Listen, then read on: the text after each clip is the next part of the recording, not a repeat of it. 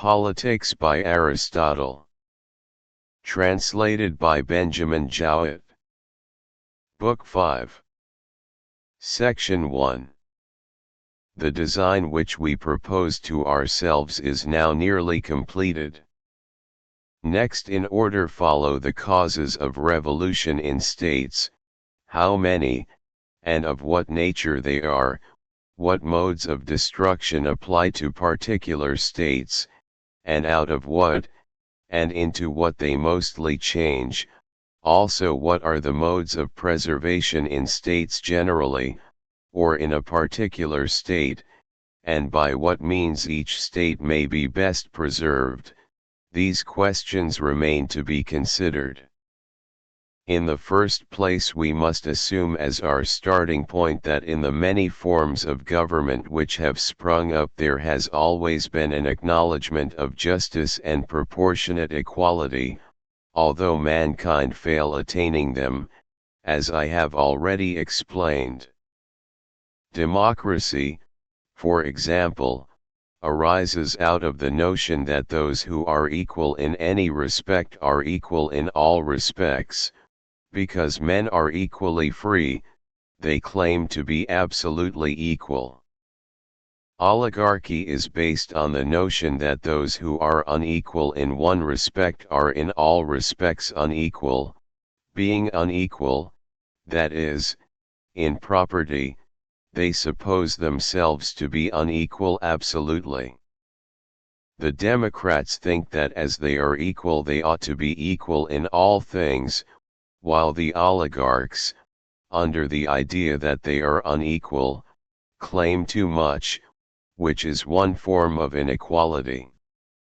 All these forms of government have a kind of justice, but, tried by an absolute standard, they are faulty, and, therefore, both parties, whenever their share in the government does not accord with their preconceived ideas, stir up revolution. Those who excel in virtue have the best right of all to rebel, for they alone can with reason be deemed absolutely unequal, but then they are of all men the least inclined to do so. There is also a superiority which is claimed by men of rank, for they are thought noble because they spring from wealthy and virtuous ancestors. Here then, so to speak, are opened the very springs and fountains of revolution, and hence arise two sorts of changes in governments, the one affecting the constitution, when men seek to change from an existing form into some other, for example, from democracy into oligarchy, and from oligarchy into democracy, or from either of them into constitutional government or aristocracy, and conversely, the other not affecting the constitution, when, without disturbing the form of government, whether oligarchy, or monarchy, or any other, they try to get the administration into their own hands. Further, there is a question of degree. An oligarchy, for example, may become more or less oligarchical, and a democracy more or less democratical, and in like manner the characteristics of the other forms of government may be more or less strictly maintained. Or the revolution may be directed against a portion of the constitution only, example the establishment or overthrow of a particular office, as at Sparta it is said that Lysander attempted to overthrow the monarchy, and King Pausanias, the Ephralti. At Epidamnus, too, the change was partial. For instead of phylarchs or heads of tribes, a council was appointed, but to this day the magistrates are the only members of the ruling class who are compelled to go to the Heliaea when an election takes place, and the office of the single archon was another oligarchical feature. everywhere inequality is a cause of revolution, but an inequality in which there is no proportion, for instance, a perpetual monarchy among equals, and always it is the desire of equality which rises in rebellion. Now equality is of two kinds, numerical and proportional. By the first I mean sameness or equality in number or size, by the second, equality of ratios. For example, the excess of 3/2 is numerically equal to the excess of 2/1, whereas 4 exceeds 2 in the same ratio in which 2 exceeds 1, for 2 is the same part of 4 that 1 is of 2, namely, the half. As I was saying before, men agree that justice in the abstract is proportion, but they differ in that some think that if they are equal in any respect they are equal absolutely, others that if they are unequal in any respect they should be unequal in all. Hence there are two principal forms of government, democracy and oligarchy, for good birth and virtue are rare, but wealth and numbers are more common. In what city shall we find 100 persons of good birth and of virtue? Whereas the rich everywhere abound. That a state should be ordered, simply and wholly, according to either kind of equality, is not a good thing. The proof is the fact that such forms of government never last. They are originally based on a mistake, and, as they begin badly, cannot fall to end badly. The inference is that both kinds of equality should be employed, numerical in some cases, and proportionate in others. Still democracy appears to be safer and less liable to revolution than oligarchy. For in oligarchies there is the double danger of the oligarchs falling out among themselves and also with the people, but in democracies there is only the danger of a quarrel with the oligarchs. No dissension worth mentioning arises among the people themselves. And we may further remark that a government which is composed of the middle class more nearly approximates to democracy than to oligarchy, and is the safest of the imperfect forms of government. Section 2. In considering how dissensions and political revolutions arise, we must first of all ascertain the beginnings and causes of them which affect constitutions generally. They may be said to be three in number, and we have now to give an outline of each. We want to know, 1. What is the feeling? 2. What are the motives of those who make them? 3. Whence arise political disturbances and quarrels? The universal and chief cause of this revolutionary feeling has been already mentioned, viz., the desire of equality, when men think that they are equal to others who have more than themselves, or, again, the desire of inequality and superiority, when conceiving themselves to be superior they think that they have not more but the same or less than their inferiors, pretensions which may and may not be just.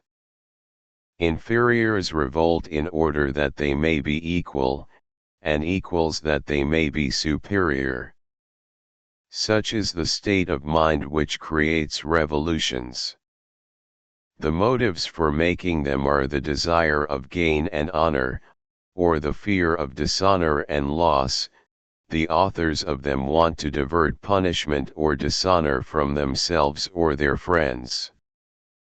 The causes and reasons of revolutions, whereby men are themselves affected in the way described, and about the things which I have mentioned, viewed in one way may be regarded as 7, and in another as more than 7.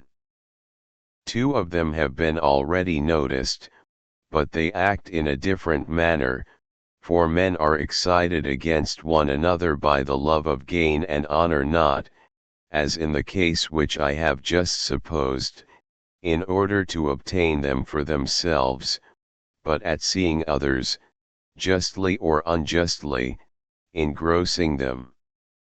Other causes are insolence, fear, excessive predominance, contempt, disproportionate increase in some part of the state. Causes of another sort are election intrigues, carelessness, neglect about trifles, dissimilarity of elements. Section 3. What share insolence and avarice have in creating revolutions, and how they work, is plain enough. When the magistrates are insolent and grasping, they conspire against one another and also against the constitution from which they derive their power, making their gains either at the expense of individuals or of the public. It is evident, again, what an influence honor exerts and how it is a cause of revolution. Men who are themselves dishonored and who see others obtaining honors rise in rebellion. The honor or dishonor when undeserved is unjust, and just when awarded according to merit. Again, superiority is a cause of revolution when one or more persons have a power which is too much for the state and the power of the government. This is a condition of affairs out of which there arises a monarchy, or a family oligarchy. And therefore, in some places, as at Athens and Argos, they have recourse to ostracism. But how much better to provide from the first that there should be no such preeminent individuals instead of letting them come into existence and then finding a remedy. Another cause of revolution is fear. Either men have committed wrong, and are afraid of punishment, or they are expecting to suffer wrong and are desirous of anticipating their enemy. Thus at Rhodes the notables conspired against the people through fear of the suits that were brought against them. Contempt is also a cause of insurrection and revolution. For example, in oligarchies, when those who have no share in the state are the majority, they revolt, because they think that they are the stronger. Or, again, in democracies, the rich despise the disorder and anarchy of the state. At Thebes, for example, where, after the battle of inequality, the bad administration of the democracy led to its ruin. At Megara the fall of the democracy was due to a defeat occasioned by disorder and anarchy. And at Syracuse the democracy aroused contempt before the tyranny of Gallo arose, at Rhodes, before the insurrection. Political revolutions also spring from a disproportionate increase in any part of the state. For as a body is made up of many members, and every member ought to grow in proportion, that symmetry may be preserved, but loses its nature if the foot be 4 cubits long and the rest of the body 2 spans, and, should the abnormal increase be one of quality as well as of quantity, may even take the form of another animal. Even so a state has many parts, of which some one may often grow imperceptibly, for example, the number of poor in democracies and in constitutional states.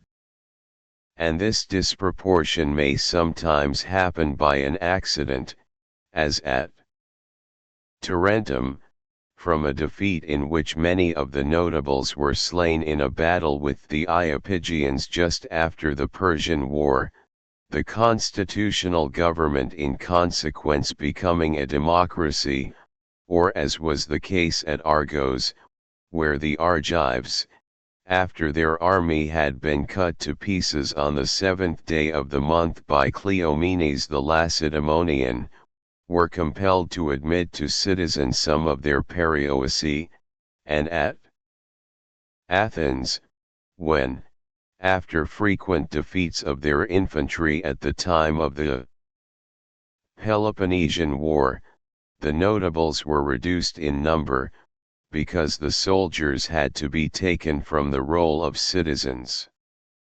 Revolutions arise from this cause as well, in democracies as in other forms of government, but not to so great an extent. When the rich grow numerous or properties increase, the form of government changes into an oligarchy or a government of families.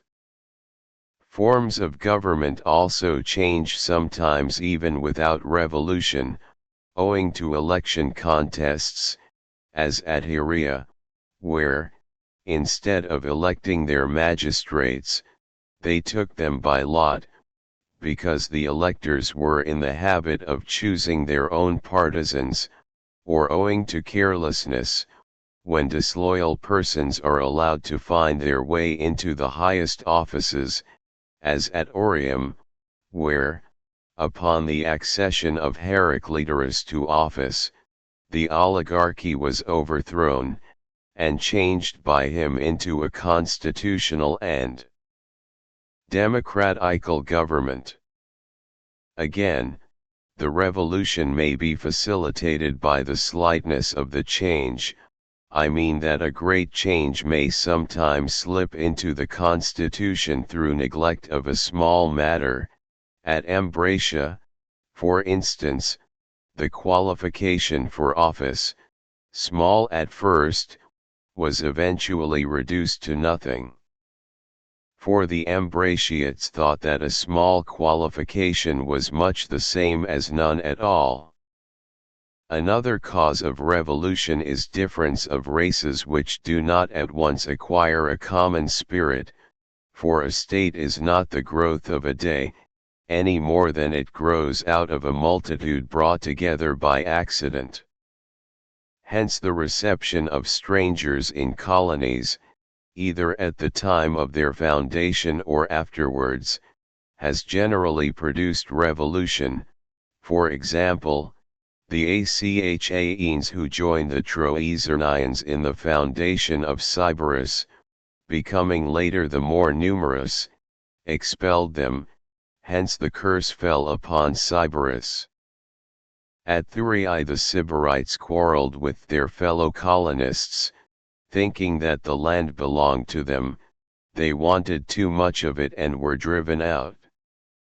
At Byzantium the new colonists were detected in a conspiracy, and were expelled by force of arms. The people of Antissa, who had received the Chian exiles, fought with them, and drove them out, and the Zanclans, after having received the Samians, were driven by them out of their own city. The citizens of Apollonia on the Euxine, after the introduction of a fresh body of colonists, had a revolution. The Syracusans, after the expulsion of their tyrants, having admitted strangers and mercenaries to the rights of citizenship, quarreled and came to blows. The people of Amphipolis, having received Chalcidian colonists, were nearly all expelled by them.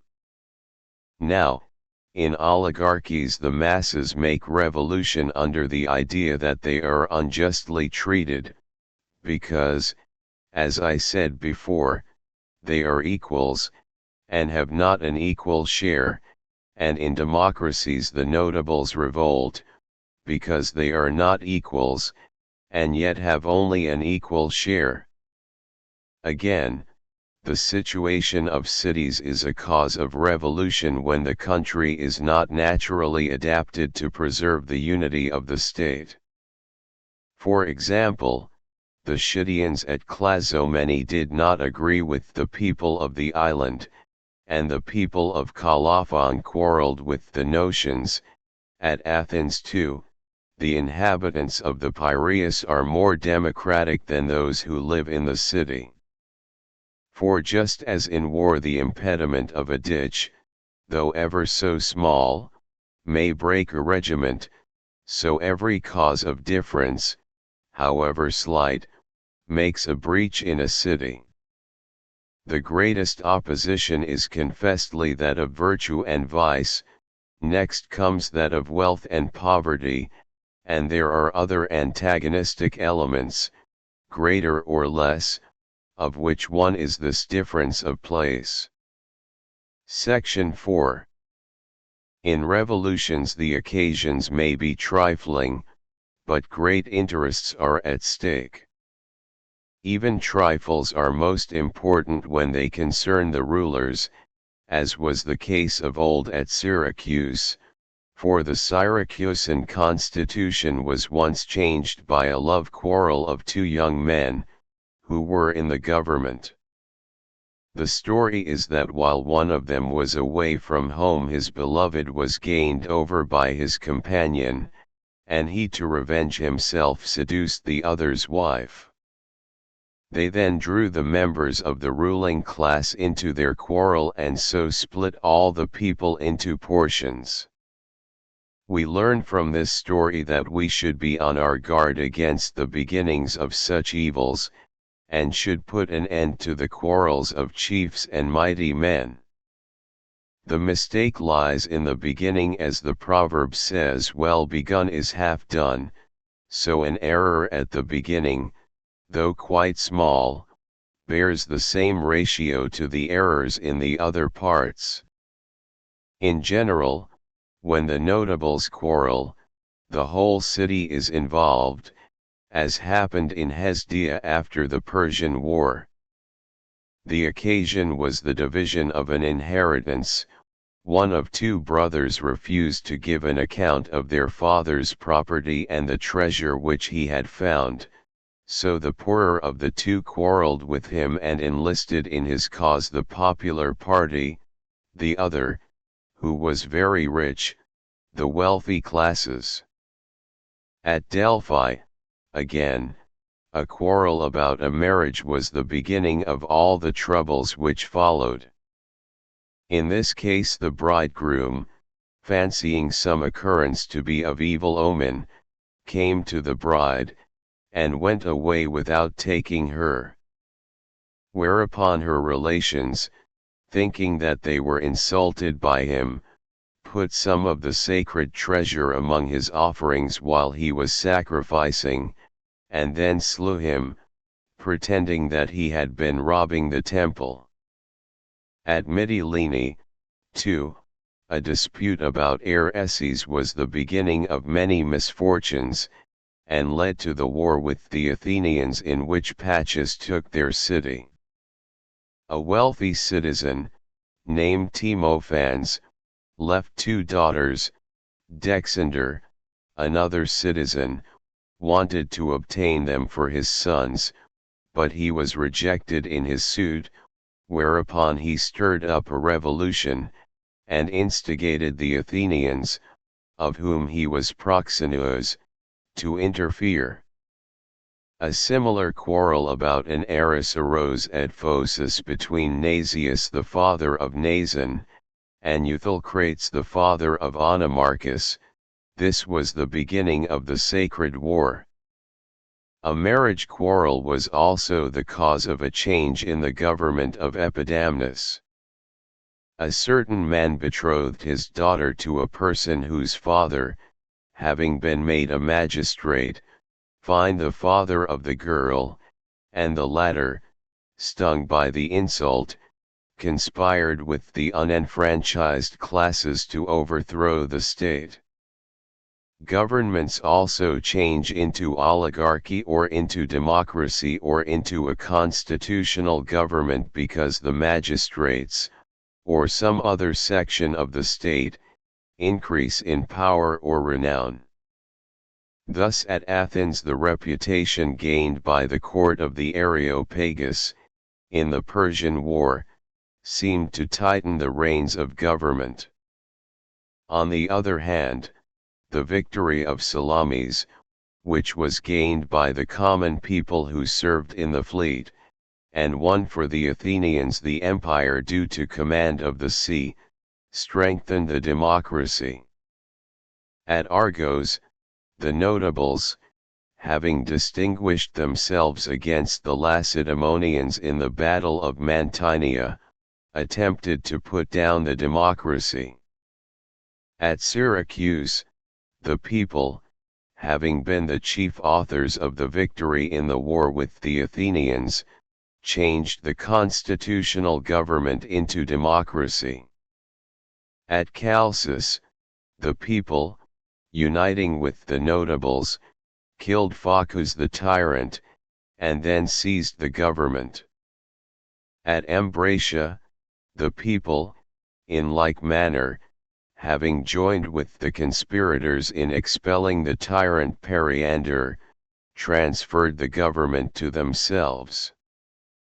And generally it should be remembered that those who have secured power to the state, whether private citizens, or magistrates, or tribes, or any other part or section of the state, are apt to cause revolutions. For either envy of their greatness draws others into rebellion, or they themselves, in their pride of superiority, are unwilling to remain on a level with others. Revolutions also break out when opposite parties, example the rich and the people, are equally balanced, and there is little or no middle class, for, if either party were manifestly superior, the other would not risk an attack upon them.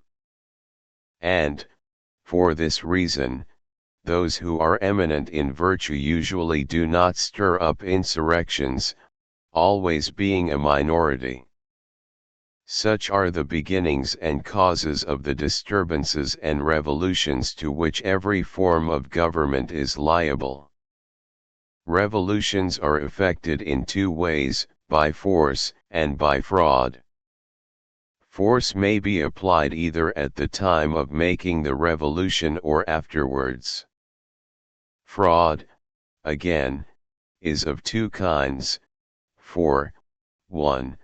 Sometimes the citizens are deceived into acquiescing in a change of government, and afterwards they are held in subjection against their will. This was what happened in the case of the 400, who deceived the people by telling them that the king would provide money for the war against the Lacedaemonians, and, having cheated the people, still endeavored to retain the government. 2. In other cases the people are persuaded at first, and afterwards, by a repetition of the persuasion, their goodwill and allegiance are retained. The revolutions which affect constitutions generally spring from the above-mentioned causes. Section 5. And now, taking each constitution separately, we must see what follows from the principles already laid down. Revolutions in democracies are generally caused by the intemperance of demagogues, who either in their private capacity lay information against rich men until they compel them to combine, for a common danger unites even the bitterest enemies, or coming forward in public stir up the people against them. The truth of this remark is proved by a variety of examples. At Kos the democracy was overthrown because wicked demagogues arose, and the notables combined. At Rhodes the demagogues not only provided pay for the multitude, but prevented them from making good to the trierarches the sums which had been expended by them, and they, in consequence of the suits which were brought against them, were compelled to combine and put down the democracy. The democracy at Heraclea was overthrown shortly after the foundation of the colony by the injustice of the demagogues, which drove out the notables, who came back in a body and put an end to the democracy. Much in the same manner the democracy at Megara was overturned. There the demagogues drove out many of the notables in order that they might be able to confiscate their property. At length the exiles, becoming numerous, returned, and, engaging and defeating the people, established the oligarchy. The same thing happened with the democracy of Syme, which was overthrown by Thrasymachus. And we may observe that in most states the changes have been of this character. For sometimes the demagogues, in order to curry favor with the people, wrong the notables and so force them to combine. Either they make a division of their property, or diminish their incomes by the imposition of public services, and sometimes they bring accusations against the rich that they may have their wealth to confiscate. Of old, the demagogue was also a general, and then democracies changed into tyrannies. Most of the ancient tyrants were originally demagogues. They are not so now, but they were then, and the reason is that they were generals and not orators, for oratory had not yet come into fashion. Whereas in our day, when the art of rhetoric has made such progress, the orators lead the people, but their ignorance of military matters prevents them from usurping power. At any rate, instances to the contrary are few and slight. Tyrannies were more common formerly than now, for this reason also, that great power was placed in the hands of individuals. Thus a tyranny arose at Miletus out of the office of the Prytanes, who had supreme authority in many important matters. Moreover, in those days, when cities were not large, the people dwelt in the fields, busy at their work, and their chiefs, if they possessed any military talent, seized the opportunity, and winning the confidence of the masses by professing their hatred of the wealthy, they succeeded in obtaining the tyranny.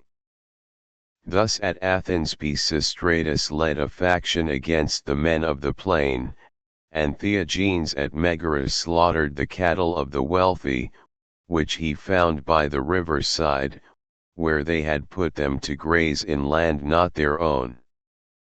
Dionysius, again, was thought worthy of the tyranny because he denounced Daphnius and the rich. His enmity to the notables won for him the confidence of the people. Changes also take place from the ancient to the latest form of democracy, for where there is a popular election of the magistrates and no property qualification, the aspirants for office get hold of the people, and contrive at last even to set them above the laws. A more or less complete cure for this state of things is for the separate tribes, and not the whole people, to elect the magistrates. These are the principal causes of revolutions in democracies. Section 6. There are two patent causes of revolutions in oligarchies. 1. First, when the oligarchs oppress the people, for then anybody is good enough to be their champion, especially if he be himself a member of the oligarchy, as Lygdames at Naxos, who afterwards came to be tyrant. But revolutions which commence outside the governing class may be further subdivided. Sometimes, when the government is very exclusive, the revolution is brought about by persons of the wealthy class who are excluded, as happened at Massalia and Istros and Heraclea, and other cities. Those who had no share in the government created a disturbance, until first the elder brothers, and then the younger, were admitted, for in some places father and son, in others elder and younger brothers, do not hold office together. At Massalia the oligarchy became more like a constitutional government, but at Istros ended in a democracy, and at Heraclea was enlarged to 600. At Cnidos, again, the oligarchy underwent a considerable change. For the notables fell out among themselves, because only a few shared in the government. There existed among them the rule already mentioned, that father and son not hold office together, and, if there were several brothers, only the eldest was admitted. The people took advantage of the quarrel, and choosing one of the notables to be their leader, attacked and conquered the oligarchs, who were divided, and division is always a source of weakness. The city of Erythrae, too, in old times was ruled, and ruled well, by the Basilidi, but the people took offense at the narrowness of the oligarchy and changed the constitution. 2. Of internal causes of revolutions in oligarchies, one is the personal rivalry of the oligarchs, which leads them to play the demagogue. Now, the oligarchical demagogue is of two sorts, either, a. he practices upon the oligarchs themselves, for, although the oligarchy are quite a small number, there may be a demagogue among them, as at Athens Charicles' party won power by courting the 30, that of Phrynichus by courting the 400, or, b. the oligarchs may play the demagogue with the people. This was the case at Larissa, where the guardians of the citizens endeavored to gain over the people because they were elected by them, and such is the fate of all oligarchies in which the magistrates are elected, as at Abydos, not by the class to which they belong, but by the heavy-armed or by the people, although they may be required to have a high qualification, or to be members of a political club, or, again, where the law courts are composed of persons outside the government, the oligarchs flatter the people in order to obtain a decision in their own favor, and so they change the constitution.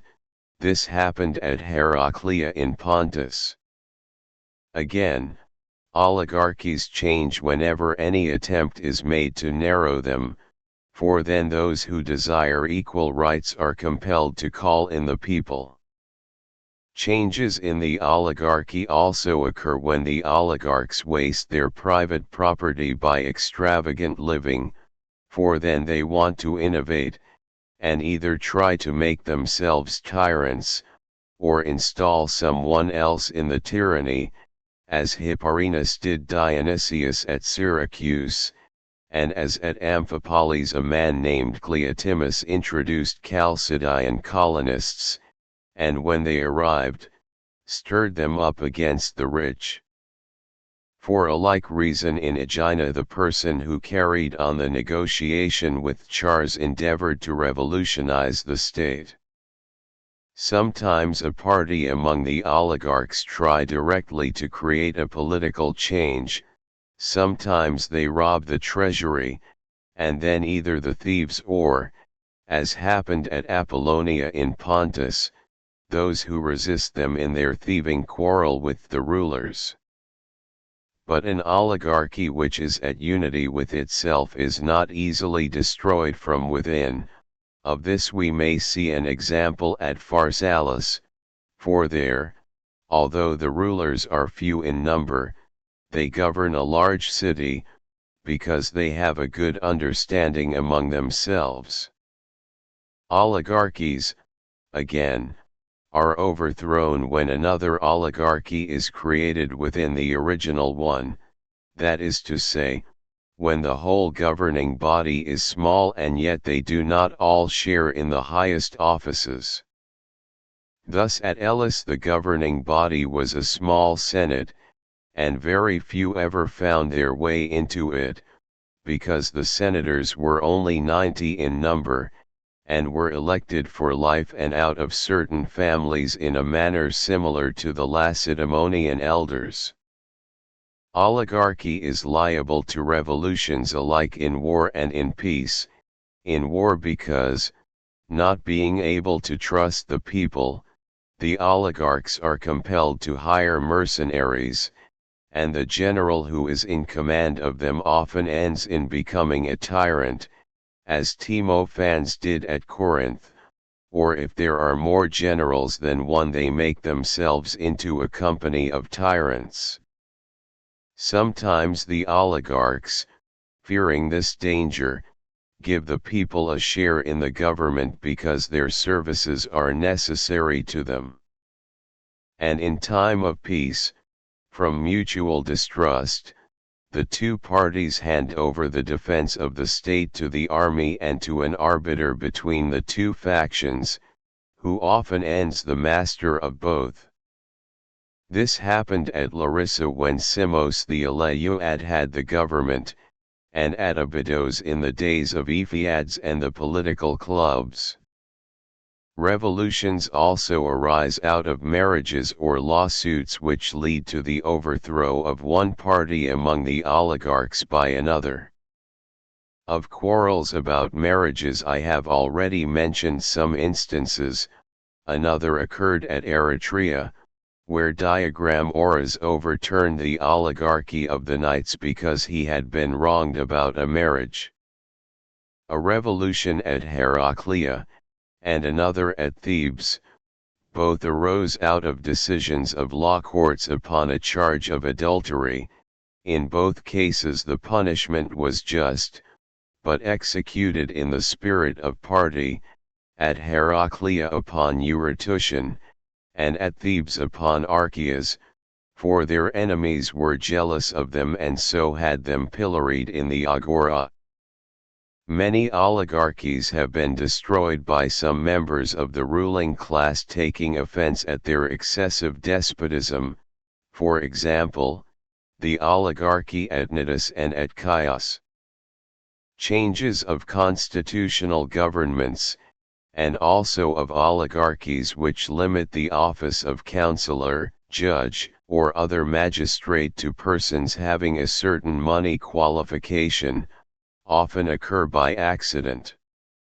The qualification may have been originally fixed according to the circumstances of the time, in such a manner as to include in an oligarchy a few only, or in a constitutional government the middle class. But after a time of prosperity, whether arising from peace or some other good fortune, the same property becomes many times as valuable, and then everybody participates in every office. This happens sometimes gradually and insensibly, and sometimes quickly. These are the causes of changes and revolutions in oligarchies. We must remark generally both of democracies and oligarchies, that they sometimes change, not into the opposite forms of government, but only into another variety of the same class, I mean to say, from those forms of democracy and oligarchy which are regulated by law into those which are arbitrary, and conversely. Section 7. In aristocracies revolutions are stirred up when a few only share in the honors of the state, a cause which has been already shown to affect oligarchies, for an aristocracy is a sort of oligarchy, and, like an oligarchy, is the government of a few, although few not for the same reason, hence the two are often confounded. And revolutions will be most likely to happen, and must happen, when the mass of the people are of the high-spirited kind, and have a notion that they are as good as their rulers. Thus at Lacedaemon the so-called Partheni, who were the illegitimate sons of the Spartan peers, attempted a revolution, and, being detected, were sent away to colonize Tarentum.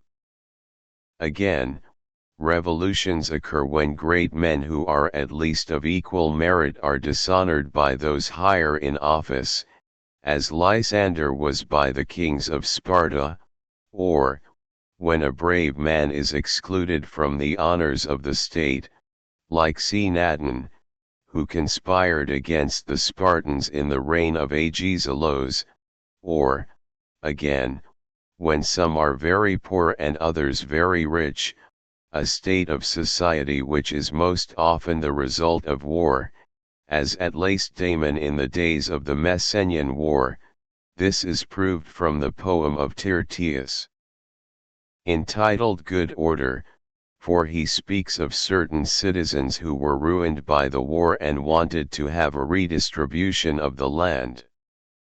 Again, revolutions arise when an individual who is great, and might be greater, wants to rule alone, as, at Lacedaemon, Pausanias, who was general in the Persian War, or like Hanno at Carthage.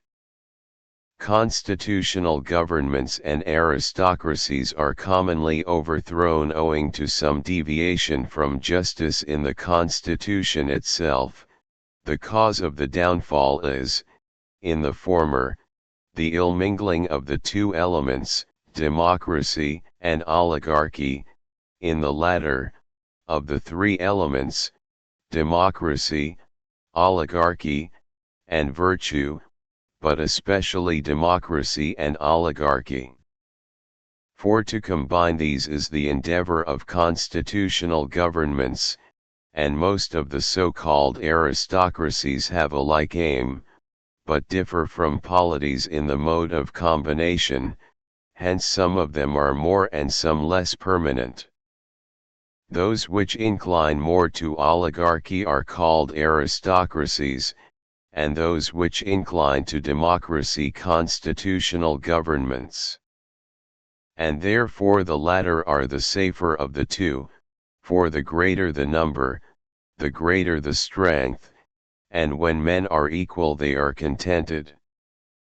But the rich, if the constitution gives them power, are apt to be insolent and avaricious, and, in general, whichever way the constitution inclines, in that direction it changes as either party gains strength, a constitutional government becoming a democracy, an aristocracy and oligarchy.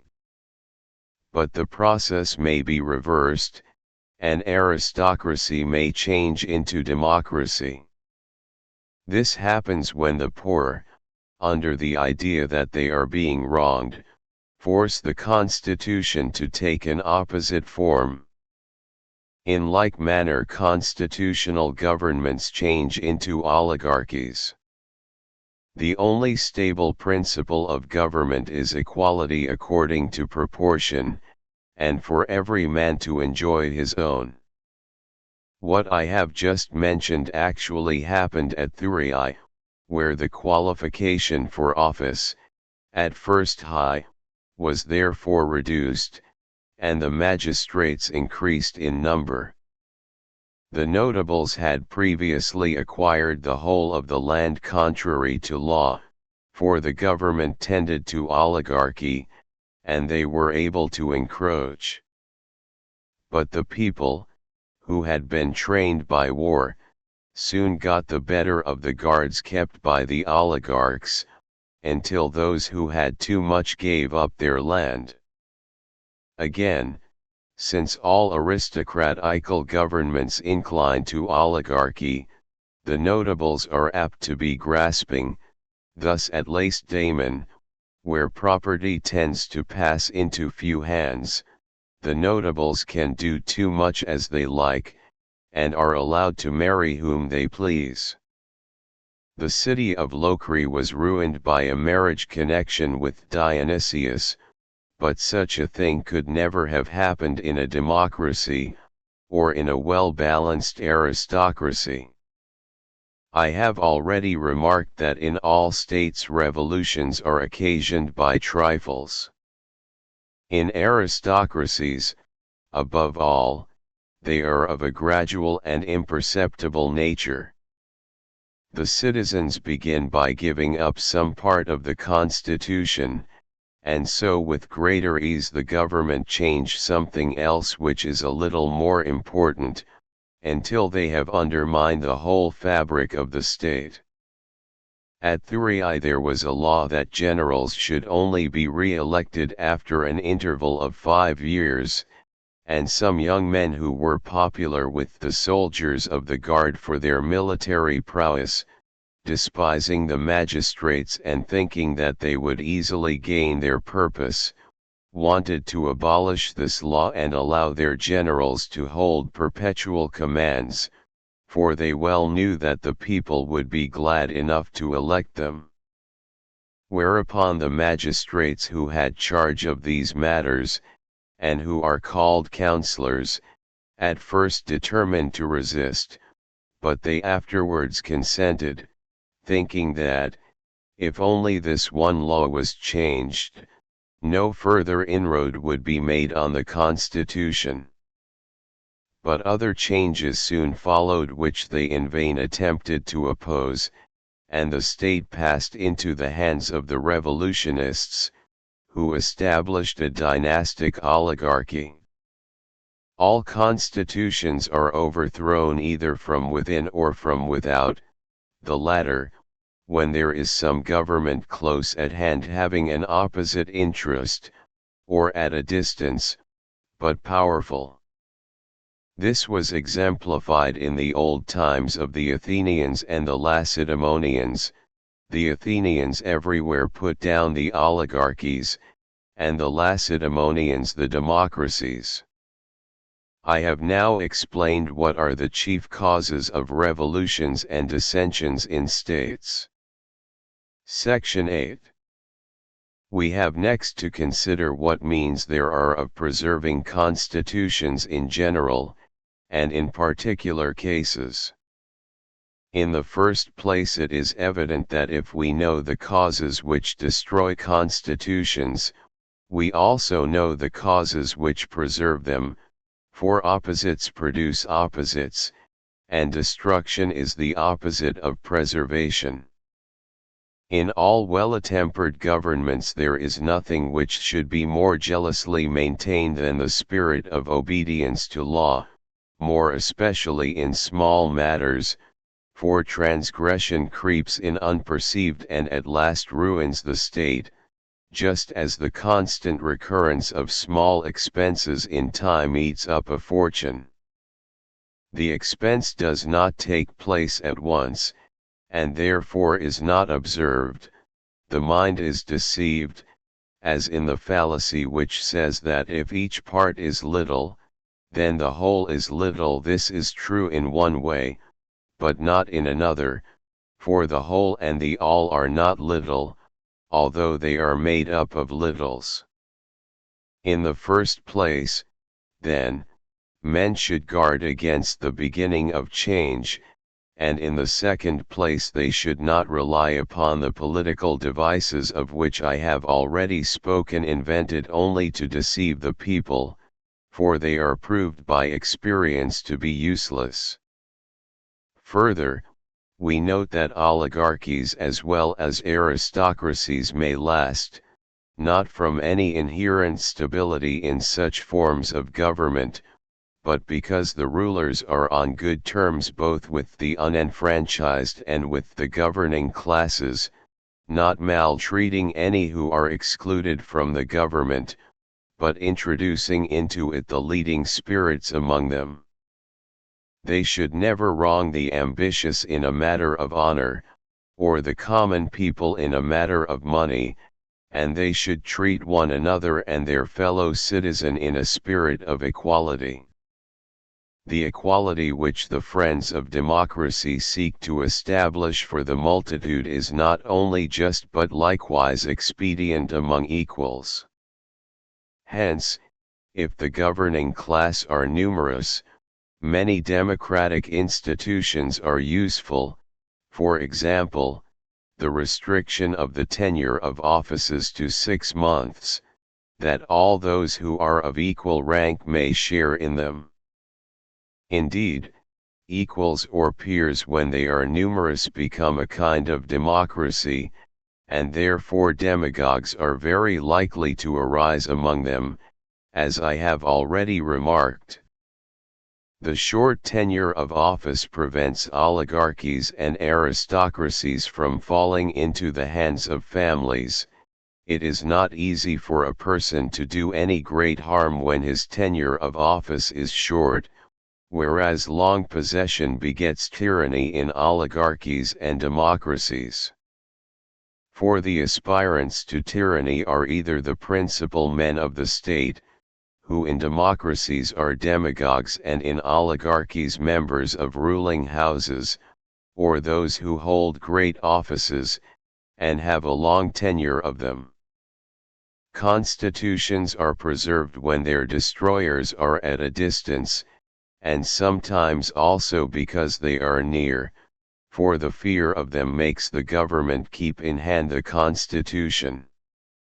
Wherefore the ruler who has a care of the constitution should invent terrors, and bring distant dangers near, in order that the citizens may be on their guard, and, like sentinels in a night watch, never relax their attention. He should endeavor to by help of the laws to control the contentions and quarrels of the notables, and to prevent those who have not hitherto taken part in them from catching the spirit of contention. No ordinary man can discern the beginning of evil, but only the true statesman. As to the change produced in oligarchies and constitutional governments by the alteration of the qualification, when this arises, not out of any variation in the qualification but only out of the increase of money, it is well to compare the general valuation of property with that of past years, annually in those cities in which the census is taken annually and in larger cities every 3rd or 5th year. If the whole is many times greater or many times less than when the ratings recognized by the Constitution were fixed, there should be power given by law to raise or lower the qualification as the amount is greater or less. Where this is not done, a constitutional government passes into an oligarchy, and an oligarchy is narrowed to a rule of families, or in the opposite case constitutional government becomes democracy, and oligarchy either constitutional government or democracy. It is a principle common to democracy, oligarchy, and every other form of government not to allow the disproportionate increase of any citizen but to give moderate honor for a long time rather than great honor for a short time. For men are easily spoilt, not every one can bear prosperity. But if this rule is not observed, at any rate the honors which are given all at once should be taken away by degrees and not all at once. Especially should the laws provide against any one having too much power, whether derived from friends or money. If he has, he should be sent clean out of the country. And since innovations creep in through the private life of individuals also, there ought to be a magistracy which will have an eye to those whose life is not in harmony with the government, whether oligarchy or democracy or any other. And for a like reason an increase of prosperity in any part of the state should be carefully watched. The proper remedy for this evil is always to give the management of affairs and offices of state to opposite elements, Such opposites are the virtuous and the many, or the rich and the poor. Another way is to combine the poor and the rich in one body, or to increase the middle class. Thus an end will be put to the revolutions which arise from inequality. But above all, every state should be so administered and so regulated by law that its magistrates cannot possibly make money. In oligarchies, special precautions should be used against this evil. For the people do not take any great offense at being kept out of the government. Indeed, they are rather pleased than otherwise at having leisure for their private business. But what irritates them is to think that their rulers are stealing the public money. Then they are doubly annoyed, for they lose both honor and profit. If office brought no profit, then and then only could democracy and aristocracy be combined, for both notables and people might have their wishes gratified.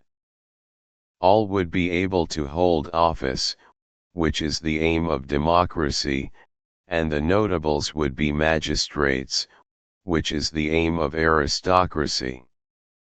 And this result may be accomplished when there is no possibility of making money out of the offices, for the poor will not want to have them when there is nothing to be gained from them. They would rather be attending to their own concerns, and the rich, who do not want money from the public treasury, will be able to take them, and so the poor will keep to their work and grow rich, and the notables will not be governed by the lower class. In order to avoid peculation of the public money, the transfer of the revenue should be made at a general assembly of the citizens, and duplicates of the accounts deposited with the different brotherhoods, companies, and tribes. And honors should be given by law to magistrates who have the reputation of being incorruptible. In democracies, the rich should be spared.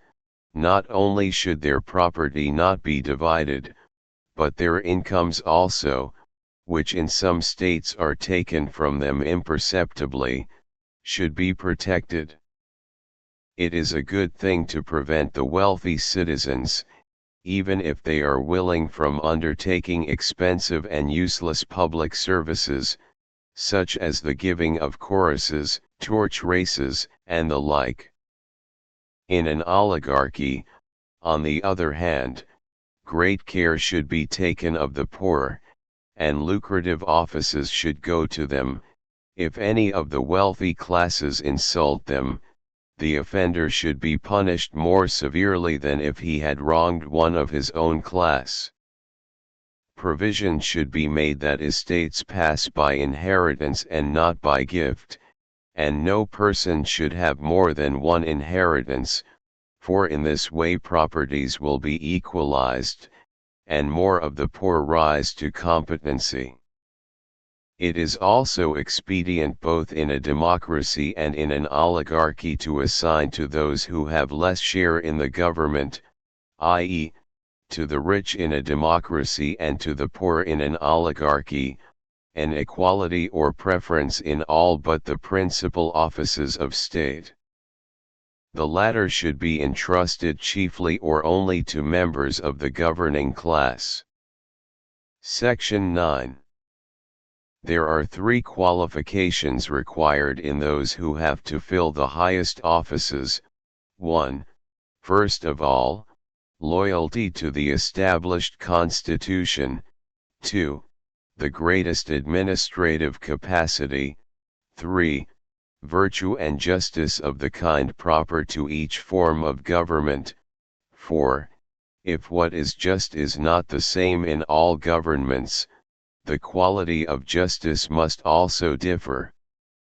There may be a doubt, however, when all these qualities do not meet in the same person, how the selection is to be made. Suppose, for example, a good general is a bad man and not a friend to the Constitution, and another man is loyal and just. Which should we choose? In making the election, ought we not to consider 2 points? What qualities are common, and what are rare? Thus in the choice of a general, we should regard his skill rather than his virtue, for few have military skill, but many have virtue. In any office of trust or stewardship, on the other hand, the opposite rule should be observed, for more virtue than ordinary is required in the holder of such an office, but the necessary knowledge is of a sort which all men possess.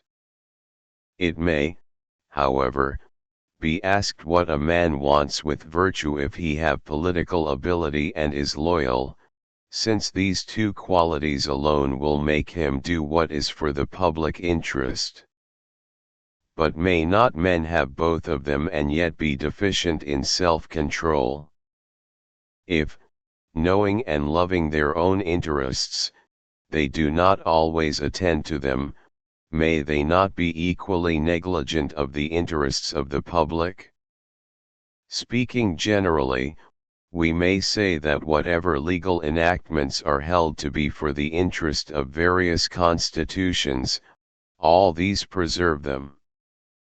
And the great preserving principle is the one which has been repeatedly mentioned, to have a care that the loyal citizen should be stronger than the disloyal. Neither should we forget the mean, which at the present day is lost sight of in perverted forms of government, for many practices which appear to be democratical are the ruin of democracies, and many which appear to be oligarchical are the ruin of oligarchies. Those who think that all virtue is to be found in their own party principles push matters to extremes. They do not consider that disproportion destroys a state.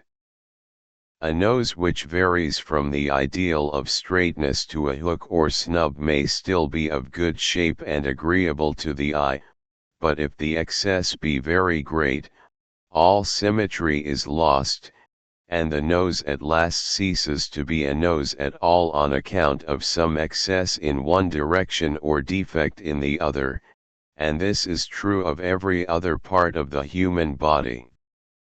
The same law of proportion equally holds in states. Oligarchy or democracy, although a departure from the most perfect form, may yet be a good enough government, but if any one attempts to push the principles of either to an extreme, he will begin by spoiling the government and end by having none at all. Wherefore the legislator and the statesman ought to know what democratical measures save and what destroy a democracy, and what oligarchical measures save or destroy an oligarchy. For neither the one nor the other can exist or continue to exist unless both rich and poor are included in it. If equality of property is introduced, the state must of necessity take another form, for when by laws carried to excess one or other element in the state is ruined, the constitution is ruined. There is an error common both to oligarchies and to democracies. In the latter the demagogues, when the multitude are above the law, are always cutting the city in two by quarrels with the rich, whereas they should always profess to be maintaining their cause, just as in oligarchies the oligarchs should profess to maintaining the cause of the people, and should take oaths the opposite of those which they now take.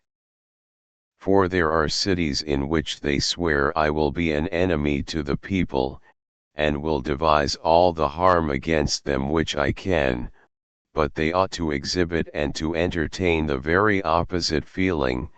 In the form of their oath there should be an express declaration, I will do no wrong to the people.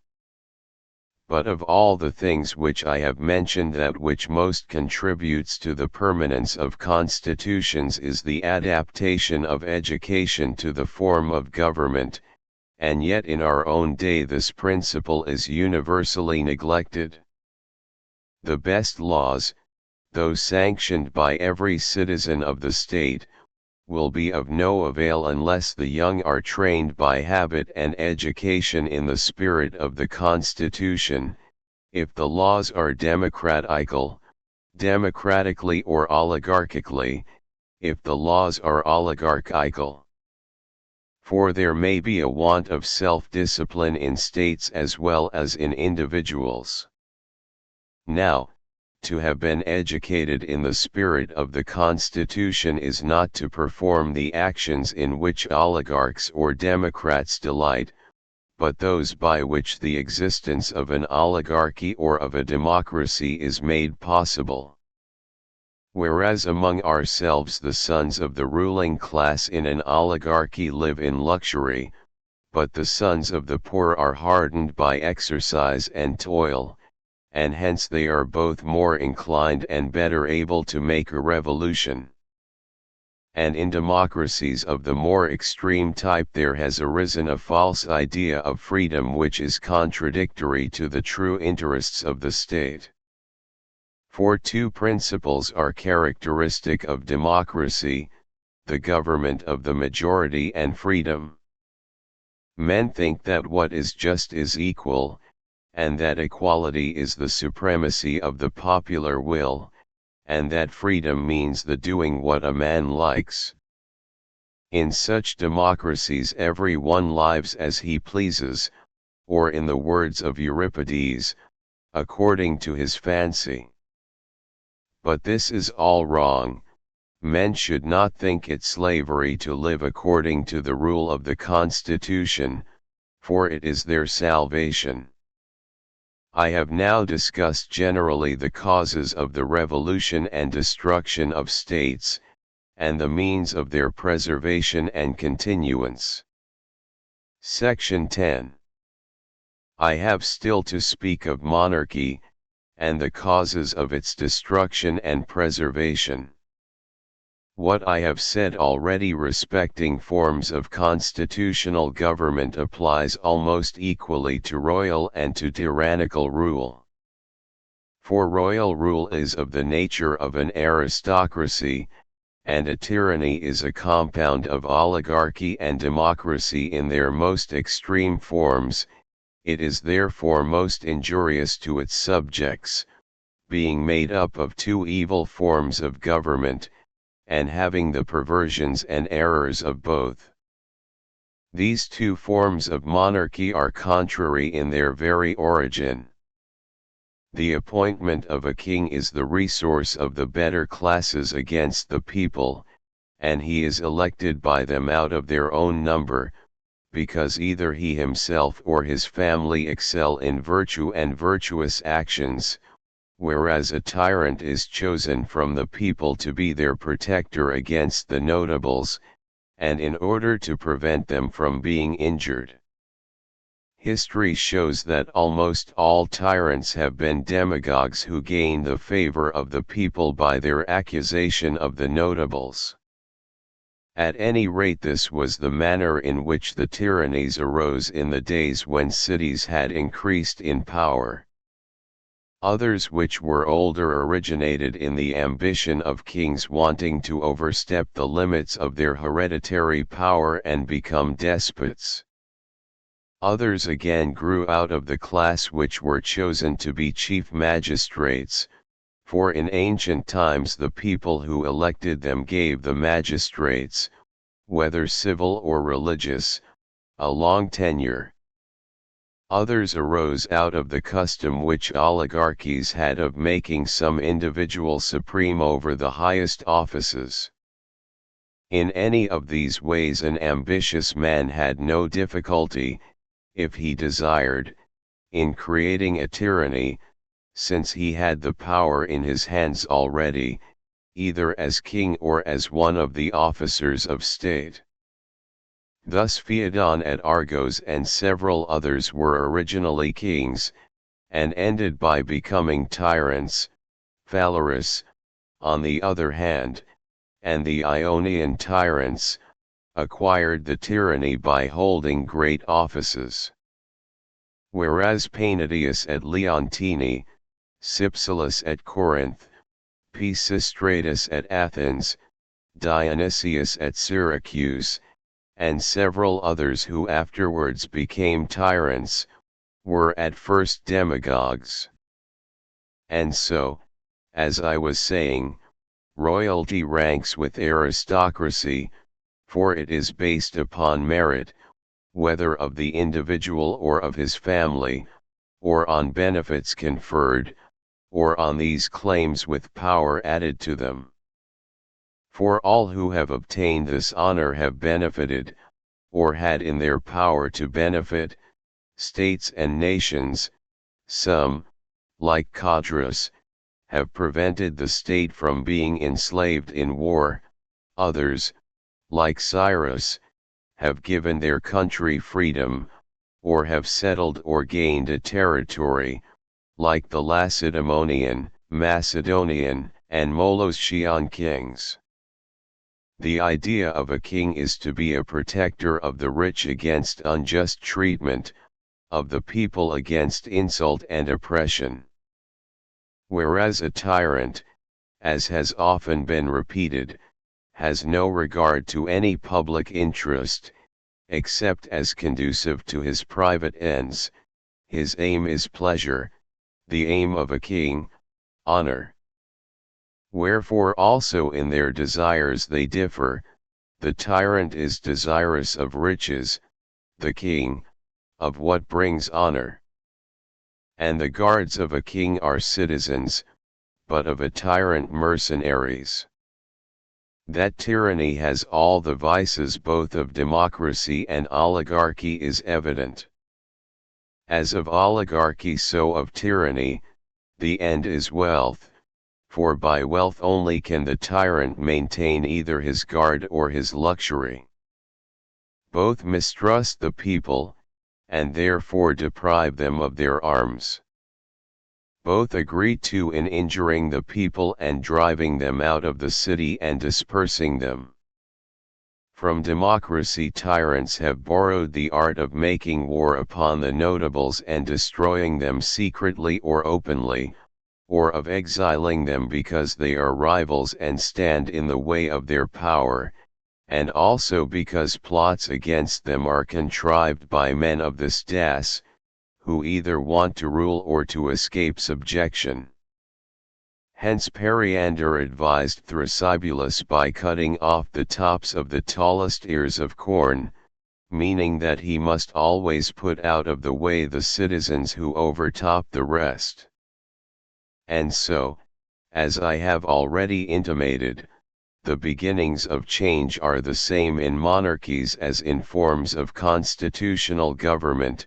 Subjects attack their sovereigns out of fear or contempt, or because they have been unjustly treated by them. And of injustice, the most common form is insult, another is confiscation of property. The ends sought by conspiracies against monarchies, whether tyrannies or royalties, are the same as the ends sought by conspiracies against other forms of government. Monarchs have great wealth and honor, which are objects of desire to all mankind. The attacks are made sometimes against their lives, sometimes against the office, where the sense of insult is the motive, against their lives. Any sort of insult, and there are many, may stir up anger, and when men are angry, they commonly act out of revenge, and not from ambition. For example, the attempt made upon the Pisistratii arose out of the public dishonor offered to the sister of Harmodius and the insult to himself. He attacked the tyrant for his sister's sake, and Aristogiton joined in the attack for the sake of Harmodius. A conspiracy was also formed against Periander, the tyrant of Ambracia, because, when drinking with a favorite youth, he asked him whether by this time he was not with child by him. Philip, too, was attacked by Pausanias because he permitted him to be insulted by Attalus and his friends, and Amyntas the Little, by Dirdas, because he boasted of having enjoyed his youth. Evagrius of Cyprus, again, was slain by the eunuch to revenge an insult, for his wife had been carried off by Evagrius's son. Many conspiracies have originated in shameful attempts made by sovereigns on the persons of their subjects. Such was the attack of Cratyius upon Archelaus. He had always hated the connection with him, and so, when Archelaus, having promised him one of his 2 daughters in marriage, did not give him either of them, but broke his word and married the elder to the king of Elymia, when he was hard pressed in a war against Cyrus and Arabius, and the younger to his own son Amyntas, under the idea that Amyntas would then be less likely to quarrel with his son by Cleopatra, Cratyius made this slight a pretext for attacking Archelaus, though even a less reason would have sufficed, for the real cause of the estrangement was the disgust which he felt at his connection with the king. And from a like motive Hellenocrates of Larissa conspired with him, for when Archelaus, who was his lover, did not fulfill his promise of restoring him to his country, he thought that the connection between them had originated, not in affection, but in the wantonness of power. Pytho, too, and Heracles of Aenos, slew Cotys in order to avenge their father, and Adamas revolted from Cotys in revenge for the wanton outrage which he had committed in mutilating him when a child. Many, too, irritated at blows inflicted on the person which they deemed an insult, have either killed or attempted to kill officers of state and royal princes by whom they have been injured. Thus, at Mytilene, Megacles and his friends attacked and slew the Panthilidae, as they were going about and striking people with clubs. At a later date Smerdis, who had been beaten and torn away from his wife by Penthilus, slew him. In the conspiracy against Archelaus, Decamnetius stimulated the fury of the assassins and led the attack. He was enraged because Archelaus had delivered him to Euripides to be scourged, for the poet had been irritated at some remark made by Decamnetius on the foulness of his breath. Many other examples might be cited of murders and conspiracies which have arisen from similar causes. Fear is another motive which, as we have said, has caused conspiracies as well in monarchies as in more popular forms of government. Thus Artapanes conspired against Xerxes and slew him, fearing that he would be accused of hanging Darius against his orders, he having been under the impression that Xerxes would forget what he had said in the middle of a meal, and that the offense would be forgiven. Another motive is contempt, as in the case of Sardanapalus, whom someone saw carding wool with his women. If the storytellers say truly, and the tale may be true, if not of him, of someone else. Dion attacked the younger Dionysius because he despised him, and saw that he was equally despised by his own subjects, and that he was always drunk. Even the friends of a tyrant will sometimes attack him out of contempt, for the confidence which he reposes in them breeds contempt, and they think that they will not be found out. The expectation of success is likewise a sort of contempt. The assailants are ready to strike, and think nothing of the danger, because they seem to have the power in their hands. Thus generals of armies attack monarchs, as, for example, Cyrus attacked Astyages, despising the effeminacy of his life, and believing that his power was worn out. Thus again, Circe the Thracian conspired against Amedicus, whose general he was. And sometimes men are actuated by more than one motive, like Mithridates, who conspired against Ariobarzanes, partly out of contempt and partly from the love of gain. Bold natures, placed by their sovereigns in a high military position, are most likely to make the attempt in the expectation of success, for courage is emboldened by power, and the union of the two inspires them with the hope of an easy victory. Attempts of which the motive is ambition arise in a different way as well as in those already mentioned.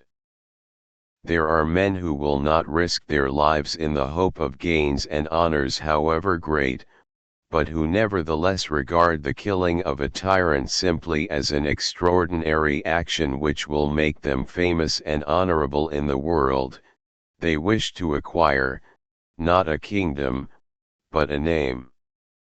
It is rare, however, to find such men. He who would kill a tyrant must be prepared to lose his life if he fail. He must have the resolution of Dion, who, when he made war upon Dionysius, took with him very few troops, saying that whatever measure of success he might attain would be enough for him, even if he were to die the moment he landed. Such a death would be welcome to him. This is a temper to which few can attain. Once more, tyrannies, like all other governments, are destroyed from without by some opposite and more powerful form of government. That such a government will have the will to attack them is clear, for the two are opposed in principle, and all men, if they can, do what they will. Democracy is antagonistic to tyranny, on the principle of Hesiod. Potter hates Potter, because they are nearly akin, for the extreme form of democracy is tyranny, and royalty and aristocracy are both alike opposed to tyranny, because they are constitutions of a different type. And therefore the Lacedaemonians put down most of the tyrannies, and so did the Syracusans during the time when they were well governed. Again, tyrannies are destroyed from within, when the reigning family are divided among themselves, as that of Gello was, and more recently that of Dionysius, in the case of Gello because Thrasybulus, the brother of Hiero, flattered the son of Gello and led him into excesses in order that he might rule in his name. Whereupon the family got together a party to get rid of Thrasybulus and save the tyranny, but those of the people who conspired with them seized the opportunity and drove them all out. In the case of Dionysius, Dion, his own relative, attacked and expelled him with the assistance of the people. He afterwards perished himself. There are two chief motives which induce men to attack tyrannies: hatred and contempt. Hatred of tyrants is inevitable, and contempt is also a frequent cause of their destruction.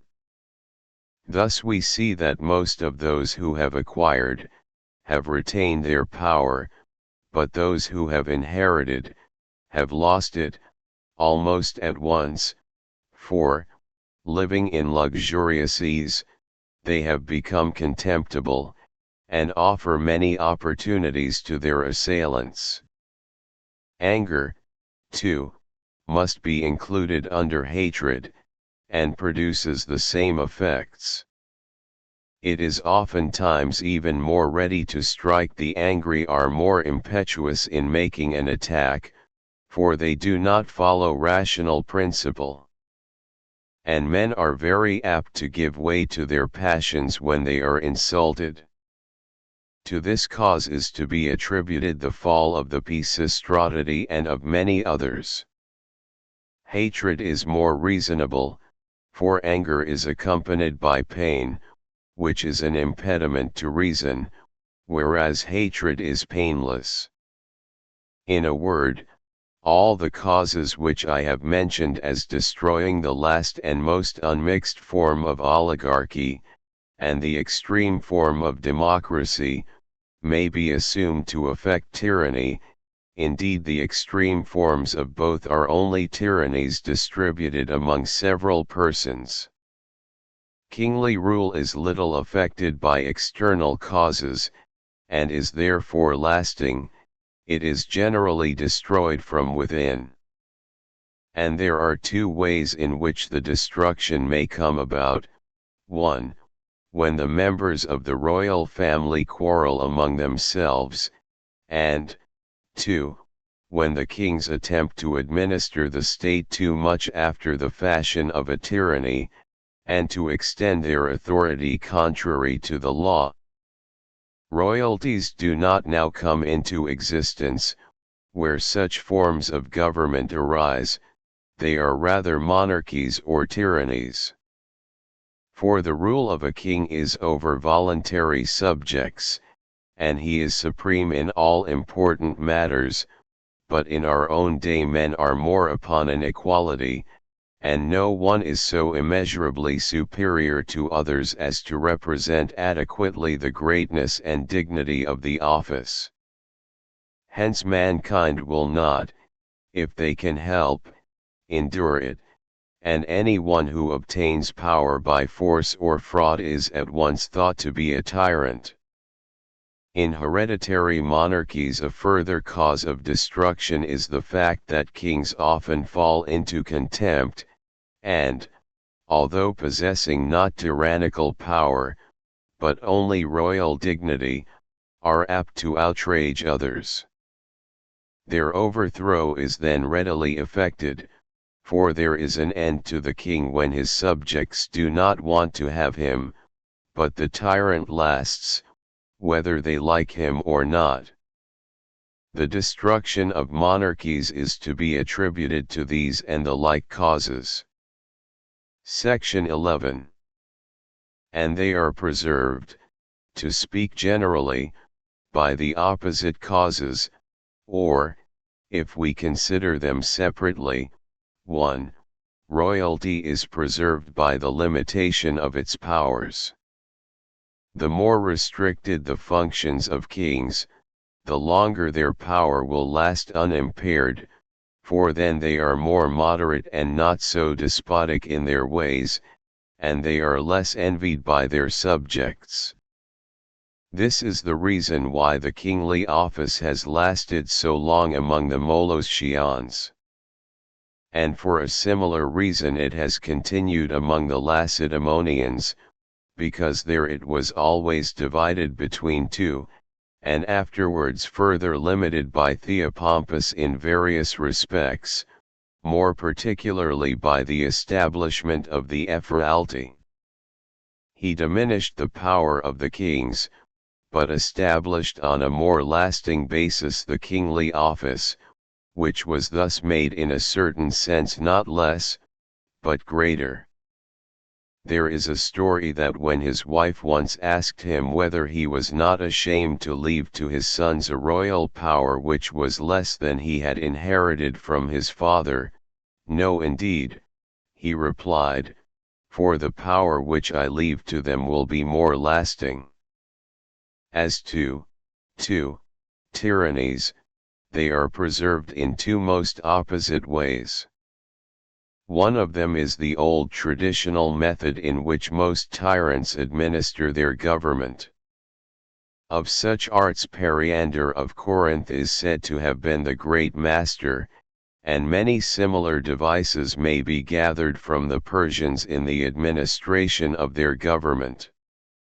There are firstly the prescriptions mentioned some distance back, for the preservation of a tyranny, in so far as this is possible, viz., that the tyrant should lop off those who are too high, he must put to death men of spirit, he must not allow common meals, clubs, education, and the like, he must be upon his guard against anything which is likely to inspire either courage or confidence among his subjects, he must prohibit literary assemblies or other meetings for discussion, and he must take every means to prevent people from knowing one another, for acquaintance begets mutual confidence.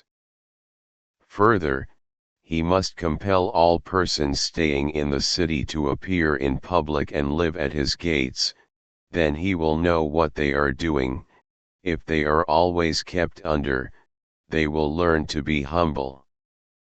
In short, he should practice these and the like Persian and barbaric arts, which all have the same object. A tyrant should also endeavor to know what each of his subjects says or does, and should employ spies, like the female detectives at Syracuse, and the eavesdroppers whom Hiero was in the habit of sending to any place of resort or meeting, for the fear of informers prevents people from speaking their minds, and if they do, they are more easily found out. Another art of the tyrant is to sow quarrels among the citizens.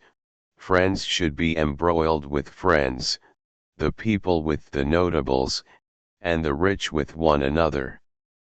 Also he should impoverish his subjects. He thus provides against the maintenance of a guard by the citizen, and the people, having to keep hard at work, are prevented from conspiring. The pyramids of Egypt afford an example of this policy, also the offerings of the family of Cypselus, and the building of the temple of Olympian Zeus by the Pisistratidæ, and the great Polycratian monuments at Samos. All these works were alike intended to occupy the people and keep them poor. Another practice of tyrants is to multiply taxes, after the manner of Dionysius at Syracuse, who contrived that within 5 years his subjects should bring into the treasury their whole property. The tyrant is also fond of making war in order that his subjects may have something to do and be always in want of a leader. And whereas the power of a king is preserved by his friends, the characteristic of a tyrant is to distrust his friends, because he knows that all men want to overthrow him, and they above all have the power. Again, the evil practices of the last and worst form of democracy are all found in tyrannies. Such are the power given to women in their families in the hope that they will inform against their husbands, and the license which is allowed to slaves in order that they may betray their masters, for slaves and women do not conspire against tyrants, and they are of course friendly to tyrannies and also to democracies, since under them they have a good time. For the people too would fain be a monarch, and therefore by them, as well as by the tyrant, the flatterer is held in honor. In democracies he is the demagogue, and the tyrant also has those who associate with him in a humble spirit, which is a work of flattery. Hence tyrants are always fond of bad men, because they love to be flattered, but no man who has the spirit of a freeman in him will lower himself by flattery. Good men love others, or at any rate do not flatter them. Moreover, the bad are useful for bad purposes. Nail knocks out nail, as the proverb says. It is characteristic of a tyrant to dislike everyone who has dignity or independence. he wants to be alone in his glory, but anyone who claims a like dignity or asserts his independence encroaches upon his prerogative, and is hated by him as an enemy to his power. Another mark of a tyrant is that he likes foreigners better than citizens, and lives with them and invites them to his table, for the one are enemies, but the others enter into no rivalry with him. Such are the notes of the tyrant and the arts by which he preserves his power. There is no wickedness too great for him. All that we have said may be summed up under three heads, which answer to the three aims of the tyrant. These are: 1. The humiliation of his subjects. He knows that a mean-spirited man will not conspire against anybody. 2. The creation of mistrust among them, for a tyrant is not overthrown until men begin to have confidence in one another, and this is the reason why tyrants are at war with the good. They are under the idea that their power is endangered by them, not only because they would not be ruled despotically but also because they are loyal to one another, and to other men, and do not inform against one another or against other men. 3. The tyrant desires that his subjects shall be incapable of action, for no one attempts what is impossible, and they will not attempt to overthrow a tyranny, if they are powerless. Under these three heads the whole policy of a tyrant may be summed up, and to one or other of them all his ideas may be referred. 1. He sows distrust among his subjects. 2. He takes away their power. 3. He humbles them. This then is one of the two methods by which tyrannies are preserved, and there is another which proceeds upon an almost opposite principle of action.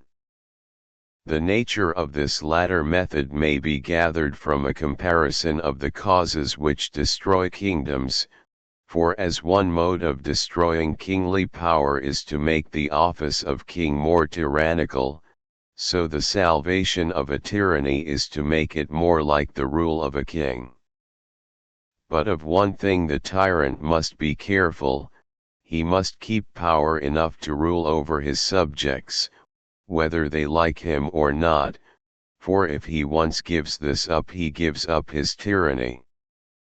But though power must be retained as the foundation, in all else the tyrant should act or appear to act in the character of a king.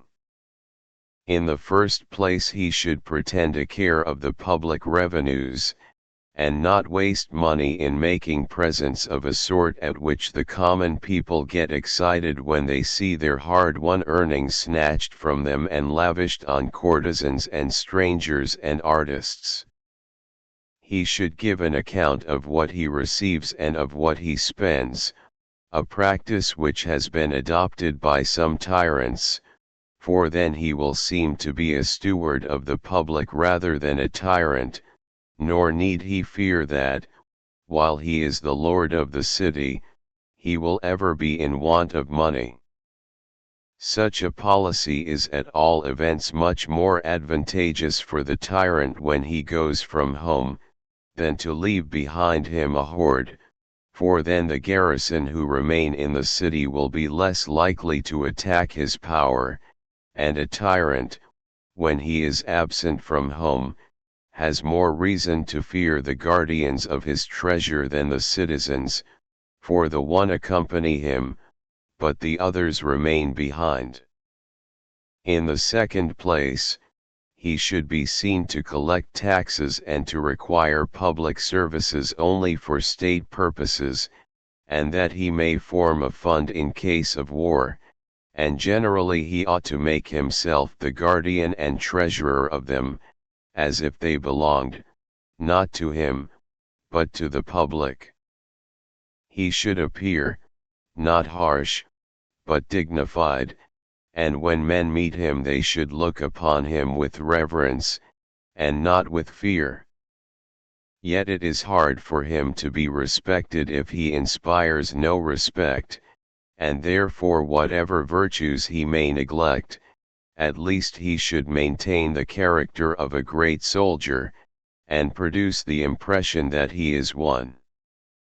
Neither he nor any of his associates should ever be guilty of the least offense against modesty towards the young of either sex who are his subjects, and the women of his family should observe alike self-control towards other women. The insolence of women has ruined many tyrannies.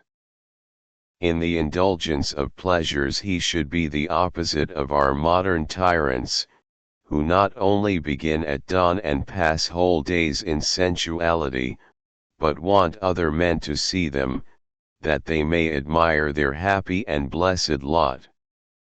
In these things a tyrant should if possible be moderate, or at any rate should not parade his vices to the world, for a drunken and drowsy tyrant is soon despised and attacked, not so he who is temperate and wide awake. His conduct should be the very reverse of nearly everything which has been said before about tyrants. He ought to adorn and improve his city, as though he were not a tyrant, but the guardian of the state. Also he should appear to be particularly earnest in the service of the gods, for if men think that a ruler is religious and has a reverence for the gods, they are less afraid of suffering injustice at his hands, and they are less disposed to conspire against him, because they believe him to have the very gods fighting on his side.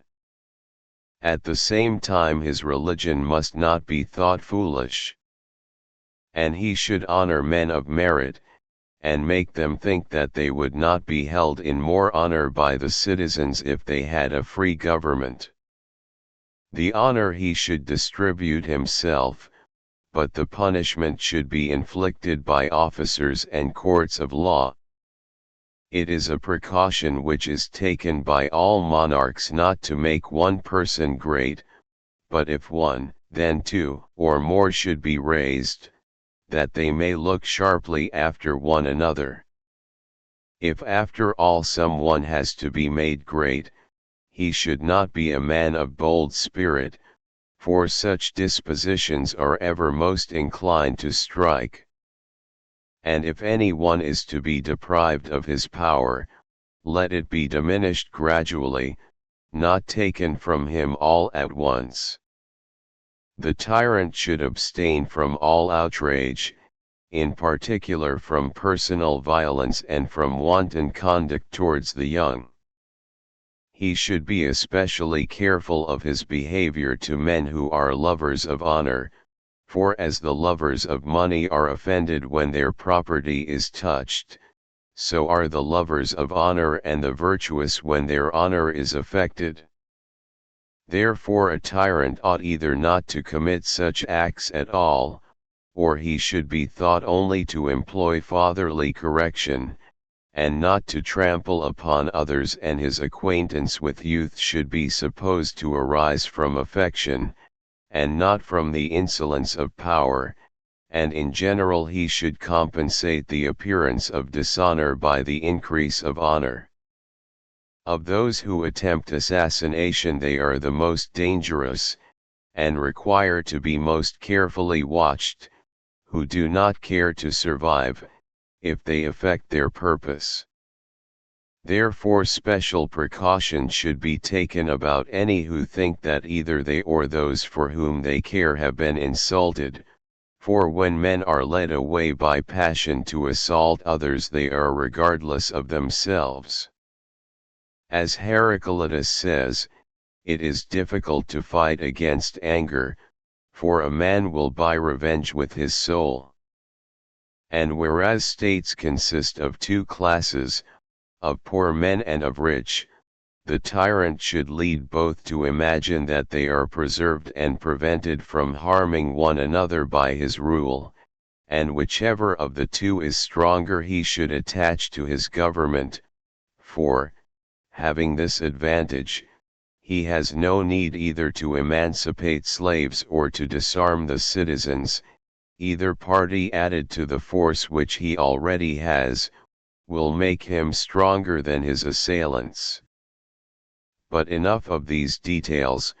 What should be the general policy of the tyrant is obvious. He ought to show himself to his subjects in the light, not of a tyrant, but of a steward and a king. He should not appropriate what is theirs, but should be their guardian. He should be moderate, not extravagant in his way of life. He should win the notables by companionship, and the multitude by flattery. For then his rule will of necessity be nobler and happier, because he will rule over better men whose spirits are not crushed, over men to whom he himself is not an object of hatred, and of whom he is not afraid. His power too will be more lasting. His disposition will be virtuous, or at least half virtuous, and he will not be wicked, but half wicked only. Section 12. Yet no forms of government are so short-lived as oligarchy and tyranny. The tyranny which lasted longest was that of Orthagoras and his sons at Sicyon. This continued for 100 years. The reason was that they treated their subjects with moderation, and to a great extent observed the laws, and in various ways gained the favor of the people by the care which they took of them. Cleisthenes, in particular, was respected for his military ability. If report may be believed, he crowned the judge who decided against him in the games, and, as some say, the sitting statue in the Agora of Sicyon is the likeness of this person. A similar story is told of Pisistratus, who is said on one occasion to have allowed himself to be summoned and tried before the Areopagus. Next in duration to the tyranny of Orthagoras was that of the Cypselide at Corinth, which lasted 73 years and 6 months. Cypselus reigned 30 years, Periander 40 and a half, and Samodicius the son of Gorgas 3. Their continuance was due to similar causes. Cypselus was a popular man, who during the whole time of his rule never had a bodyguard, and Periander, although he was a tyrant, was a great soldier. Third in duration was the rule of the Pisistratidae at Athens, but it was interrupted, for Pisistratus was twice driven out, so that during 33 years he reigned only 17, and his sons reigned 18, altogether 35 years. Of other tyrannies, that of Hiero and Gelo at Syracuse was the most lasting. Even this, however, was short, not more than 18 years in all, for Gelo continued tyrant for 7 years, and died in the 8th. Hiero reigned for 10 years, and Thrasybulus was driven out in the 11th month. In fact, tyrannies generally have been of quite short duration. I have now gone through almost all the causes by which constitutional governments and monarchies are either destroyed or preserved. In the Republic of Plato, Socrates treats of revolutions, but not well, for he mentions no cause of change which peculiarly affects the first, or perfect state. He only says that the cause is that nothing is abiding, but all things change in a certain cycle, and that the origin of the change consists in those numbers of which 4 and 3, married with 5, furnish 2 harmonies. He means when the number of this figure becomes solid, he conceives that nature at certain times produces bad men who will not submit to education, in which latter particular he may very likely be not far wrong, for there may well be some men who cannot be educated and made virtuous. But why is such a cause of change peculiar to his ideal state, and not rather common to all states, nay, to everything which comes into being at all? And is it by the agency of time, which, as he declares, makes all things change, that things which did not begin together, change together? For example, if something has come into being the day before the completion of the cycle, will it change with things that came into being before? Further, why should the perfect state change into the Spartan? For governments more often take an opposite form than one akin to them. The same remark is applicable to the other changes. He says that the Spartan constitution changes into an oligarchy, and this into a democracy, and this again into a tyranny. And yet the contrary happens quite as often, for a democracy is even more likely to change into an oligarchy than into a monarchy. Further, he never says whether tyranny is, or is not, liable to revolutions, and if it is, what is the cause of them, or into what form it changes. And the reason is, that he could not very well have told, for there is no rule. According to him it should revert to the first and best, and then there would be a complete cycle. But in point of fact a tyranny often changes into a tyranny, as that Etsacian changed from the tyranny of Myron into that of Cleisthenes, into oligarchy, as the tyranny of Anti-Leon did at Chalcis, into democracy, as that of Gello's family did at Syracuse, into aristocracy, as at Carthage, and the tyranny of Charilaus at Lacedaemon. Often an oligarchy changes into a tyranny, like most of the ancient oligarchies in Sicily. For example, the oligarchy at Leontini changed into the tyranny of Painidius, that at Gela into the tyranny of Cleander, that at Rhegium into the tyranny of Anaxilos. The same thing has happened in many other states. And it is absurd to suppose that the state changes into oligarchy merely because the ruling class are lovers and makers of money, and not because the very rich think it unfair that the very poor should have an equal share in the government with themselves.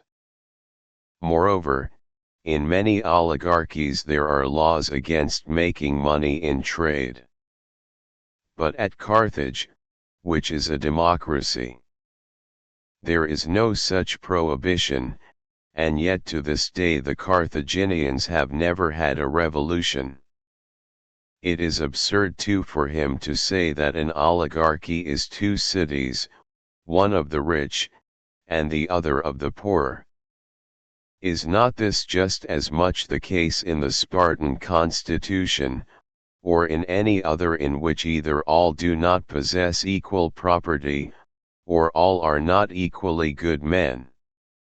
Nobody need be any poorer than he was before, and yet the oligarchy may change in the same into a democracy, if the poor form the majority, and a democracy may change into an oligarchy, if the wealthy class are stronger than the people, and the one are energetic, the other indifferent.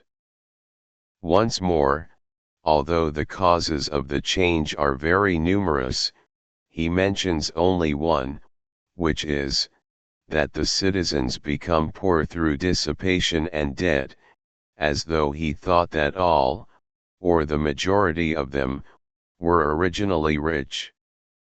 This is not true, though it is true that when any of the leaders lose their property they are ripe for revolution, but, when anybody else, it is no great matter, and an oligarchy does not even then more often pass into a democracy than into any other form of government.